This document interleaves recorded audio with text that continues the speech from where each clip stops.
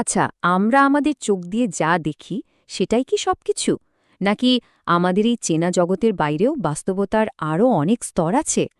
আজকে আমরা এমনই এক অদ্ভুত তত্ত্ব নিয়ে কথা বলবো, যেটা ইসলামিক ভবিষ্যৎবাণী আর মডার্ন কোয়ান্টাম ফিজিক্সকে এমনভাবে এক করে দেয় যা শুনলে অবাক হতে হয়।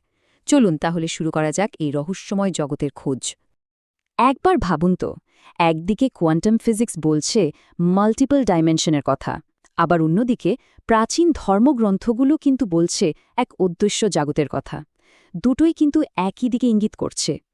তাহলে আসল প্রশ্নটা হলো, আমাদের এই 3D ওয়ার্ল্ড বা ত্রিমাত্রিক জগৎটাই কি সব? এটাই কি একমাত্র রিয়ালিটি?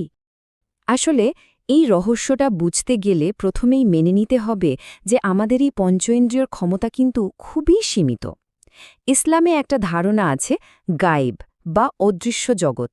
এই ধারণাটা কিন্তু ঠিক এ কথাই বলে, মানে এমন এক জগৎ আছে যেখানে ফেরেশতা বা জিনের মতো সত্তারা বাস করে, যা আমাদের এই চেনা জগতের মাত্রার পুরোপুরি বাইরে। বিষয়টা বেশ মজার, তাই না? একদিকে আমাদের এই 3D জগৎ, যা আমরা দেখতে পাই, ছুঁতে পারি, যেখানে ফিজিক্সের সব নিয়মকানুন খাটে, আর অন্যদিকে সেই অদৃশ্য জগৎ বা গায়েব, যা আমাদের সব অনুভূতির বাইরে।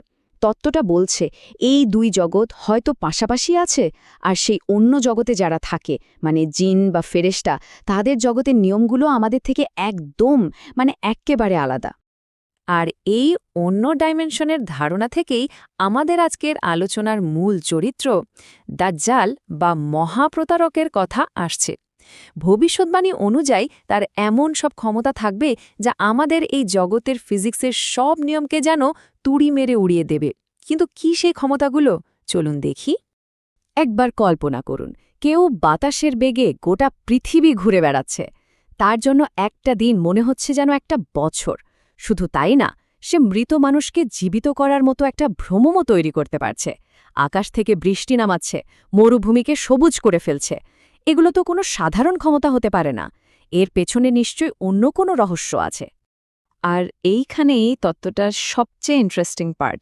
আচ্ছা, কি হবে যদি দাজ্জালের এই তথাকথিত অলৌকিক ক্ষমতাগুলো আসলে কোনো ঐশ্বরিক ক্ষমতা নাই হয়? যদি এমন হয় যে সে আসলে অন্য ডাইমেনশনের নিয়মকানুন ব্যবহার করে আমাদের এই 3D জগতে তার প্রভাব ফেলছে? সোজা কথায় পুরোটাই একটা ডাইমেনশনাল ম্যানিপুলেশন বা মাত্রাগত প্রতারণা। কিন্তু এত সব অবিশ্বাস্য ক্ষমতারও পরেও তার একটা খুব স্পষ্ট দুর্বলতা থাকবে। ভবিষ্যৎবাণী অনুযায়ী সে হবে একচোখা, আর তার কপালে লেখা থাকবে কাফের শব্দটা, যেটা শুধু বিশ্বাসীরাই দেখতে বা পড়তে পারবে। আর এটা